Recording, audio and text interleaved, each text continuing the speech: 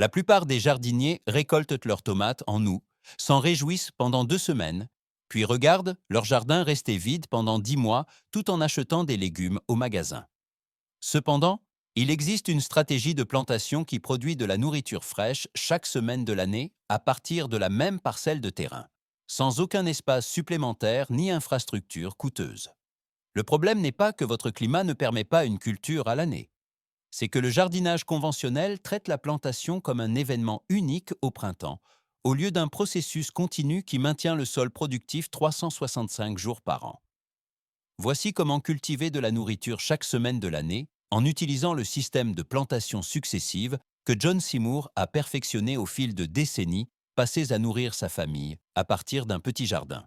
L'erreur fondamentale qui crée ces mois vides est de considérer votre jardin comme quelque chose que l'on plante une fois au printemps et que l'on récolte une fois en été, alors que chaque mètre carré peut produire 3, 4, voire 5 cultures différentes en une seule année.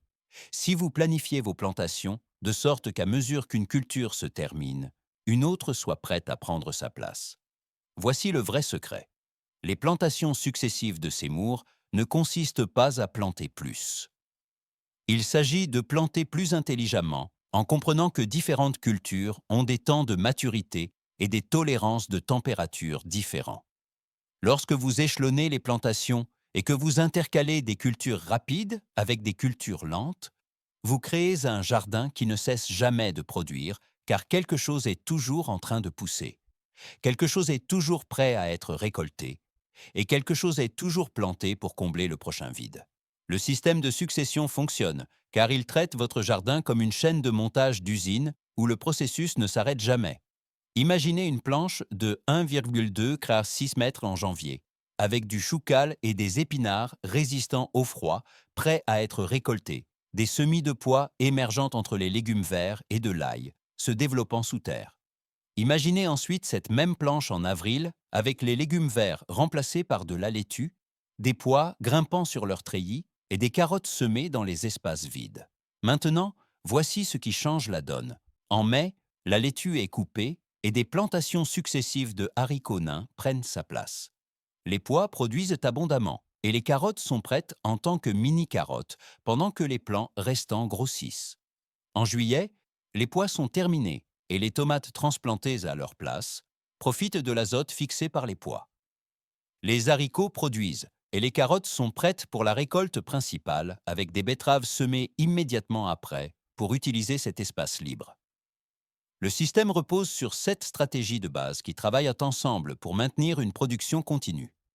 La première consiste à comprendre les jours jusqu'à maturité pour chaque culture que vous cultivez. Cela signifie savoir que les radis mûrissent en 25 jours, la laitue en 45, les haricots nains en 55 et les tomates en 75 à 90. Un radis planté aujourd'hui sera prêt dans 3 semaines et demie. Donc, si vous voulez des radis en continu, vous plantez un nouveau rang toutes les 2 semaines. C'est là que la plupart des jardiniers échouent. La deuxième stratégie est l'interculture de cultures rapides avec des cultures lentes, afin que les légumes à maturation rapide utilisent l'espace pendant que les lents sont encore petits, puis soient récoltés avant que les cultures lentes n'aient besoin de place.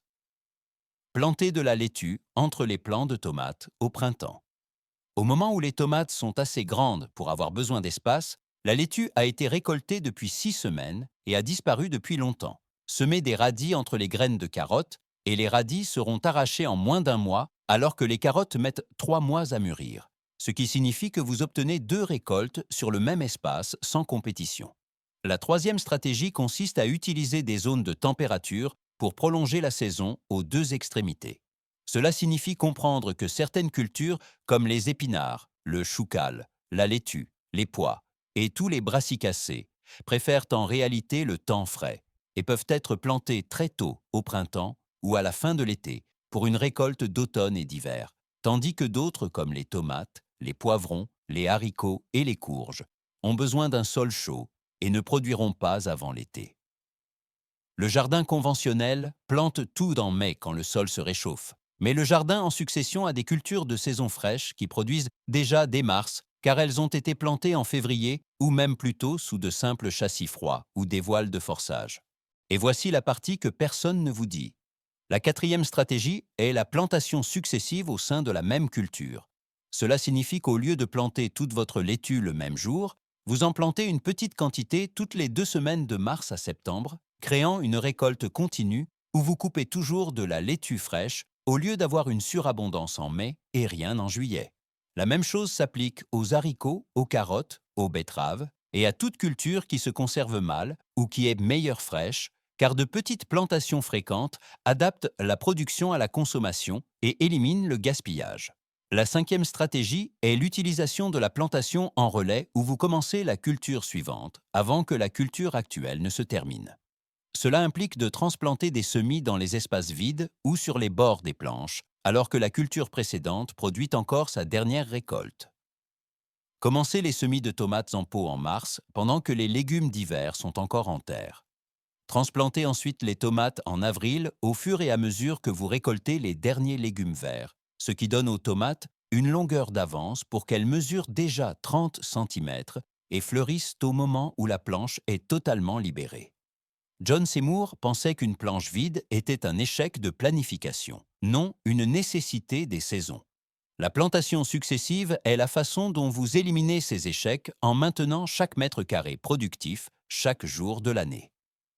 La sixième stratégie consiste à comprendre les cultures à couper et à repousser qui produisent en continu sur plusieurs mois au lieu d'un seul coup, ce qui inclut la laitue, les blettes, le choucal et de nombreuses herbes que vous récoltez en coupant les feuilles extérieures pendant que la plante continue d'en produire de nouvelles à partir du centre. Une seule plantation de ces cultures peut produire pendant 3 à 6 mois si vous récoltez correctement, ce qui signifie que vous avez besoin de moins de plantations successives et de rendements plus réguliers avec moins de travail. La septième stratégie consiste à utiliser des techniques de prolongation de saison, comme les châssis froids, les voiles de forçage et les tunnels nantais, qui ajoutent 4 à 8 semaines aux 2 extrémités de la saison de culture, en protégeant les plantes du gel et en modérant les variations de température. Un châssis froid n'est qu'une boîte sans fond avec un couvercle transparent qui capture la chaleur solaire et protège les plantes du vent. Il peut maintenir la production de laitue, d'épinards et d'autres légumes verts tout au long de l'hiver, dans des climats où il gèlerait normalement, transformant une saison de culture de 6 mois en une saison de 10 mois avec un investissement minimal. Voici à quoi ressemblent réellement les chiffres.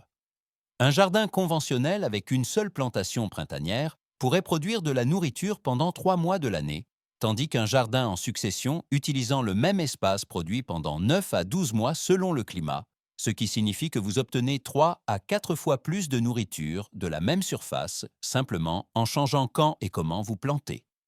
Une seule planche de 1,2-6 mètres gérée avec des plantations successives peut produire 18 à 27 kg de légumes par an au lieu des 7 à 9 kg d'une plantation unique, et elle le fait en faisant travailler le sol au lieu de le laisser inactif. L'application pratique commence par la division de vos cultures en 3 catégories. Les cultures de saison fraîche qui poussent le mieux entre 4 et 21 degrés.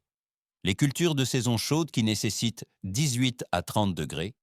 Et les cultures rustiques qui survivent au gel.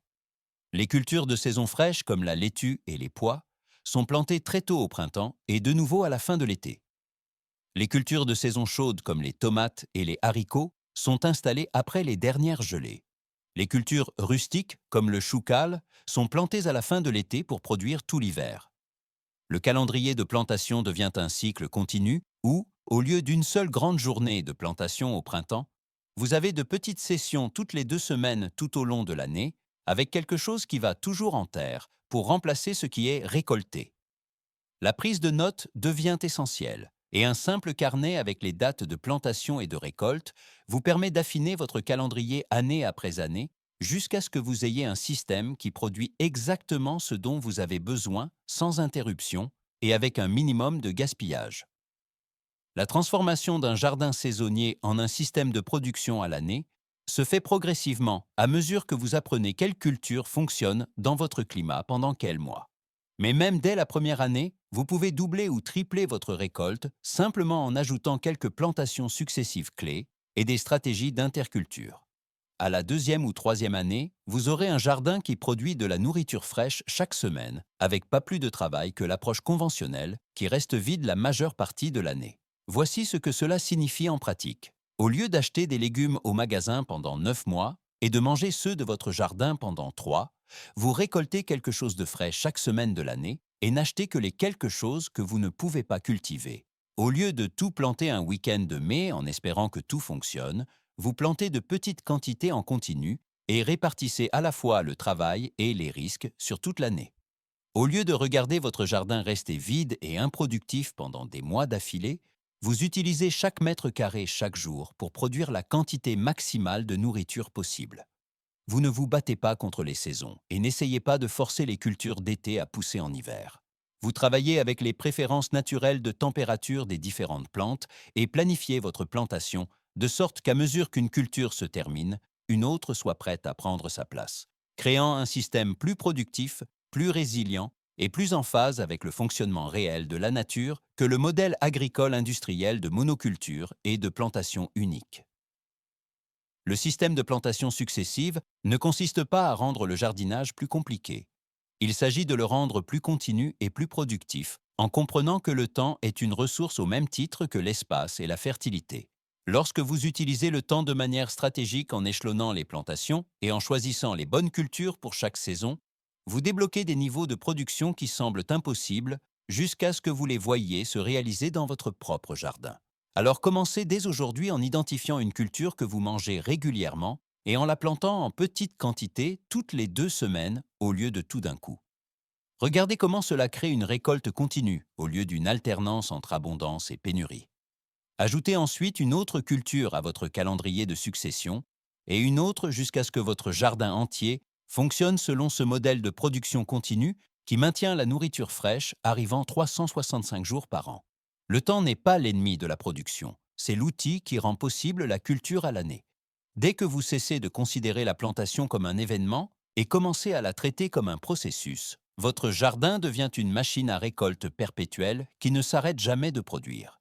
Si cette stratégie change votre regard sur la terre de votre jardin, n'hésitez pas à vous abonner et à aimer la chaîne. Nous déterrons les secrets de culture qui ont été oubliés par le confort moderne. Cultivez votre propre avenir. La prochaine récolte de savoir sera bientôt prête.